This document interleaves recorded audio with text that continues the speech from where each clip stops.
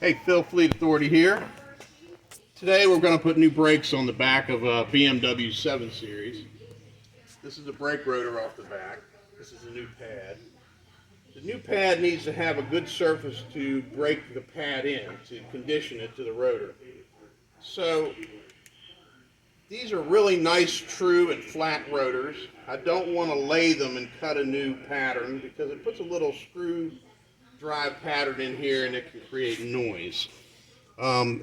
We do that when we need to. Then we add in the burnishing. We're going to go directly to burnishing on this. It has a little bit of a ridge from the wear of the old pad on the inside and outside. So we're going to get rid of that first. And then we're going to do a burnishing on this. But the reason we're resurfacing these, putting a burnished surface on there, is so that the new brake pad will seat to it. It'll stay quiet. It'll add a really high friction surface to create a really good seated brake package here that'll make it work properly, quietly, and of course make the driver really happy with the action of his brakes. So that's what we're going to do, and we're going to take it from here and go to the lathe. All right, this is Elijah, and he's going to film this while we do it. There you go, buddy. Okay, I'm wearing a mask because of, well, COVID, but brake dust from the machine, so it's not good for the lungs. Put on my visor. Okay, I'm not going to machine this. I'm not going to lay the new surface. I'm going to grind away the ridge on the edge, and then because this rotor is nice and flat and true, so I don't want to change that truing, but I do want to change the surface. I want to cut this glaze off. I don't know if you can see that glaze on here, Elijah, how shiny it is. That is actually not a good surface for the brake pads. That surface is too shiny, it's very, very hard, and it won't break in a new brake pad.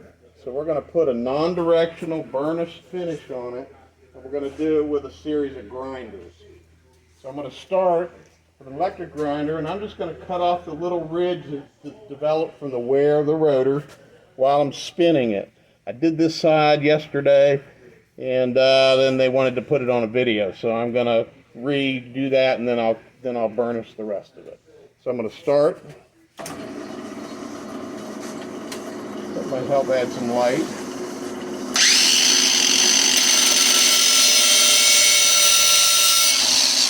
One side.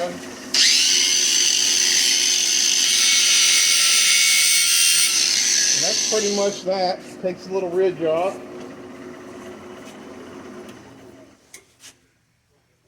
See the edge now? I can run my hand across it. I've got no ridge on either side. So now I'm going to burnish it. I'll be right back if you want to pause that.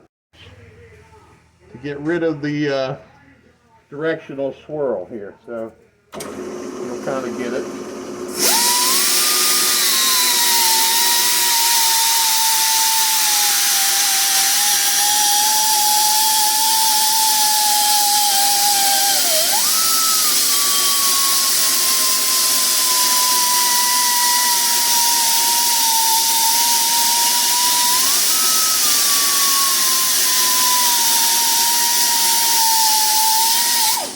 That'll probably do it.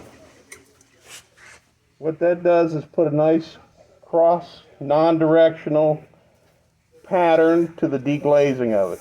Now the brake pad, it's spinning, and the brake pad is not being screw driven by a lathe cut. A lathe cut will actually act like a screw, if that makes sense. And as you drive and you hit your brakes, it'll push the brake pad out, and the brake pad will go out and click back, out and click back. And you can actually set up a clicking sound as you brake. Plus it scrubs the pad. This will be a nice finish. It'll help the brake pad seat, a new pad, and then it'll actually over time reglaze it. But this will be a nice, quiet, really friction intense surface for the new brake pad.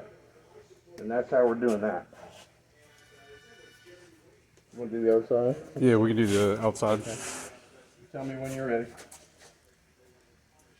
Okay, we're going to do the other side now. Just cement this process in.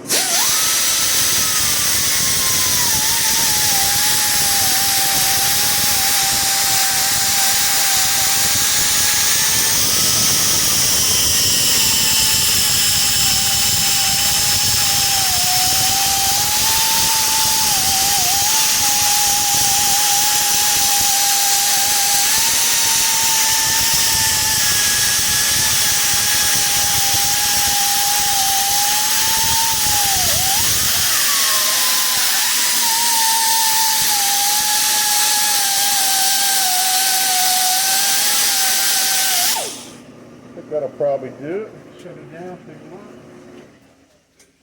Turn this off. There's the glare. Yep, nice surface here. No ridge. This will be a real nice brake job.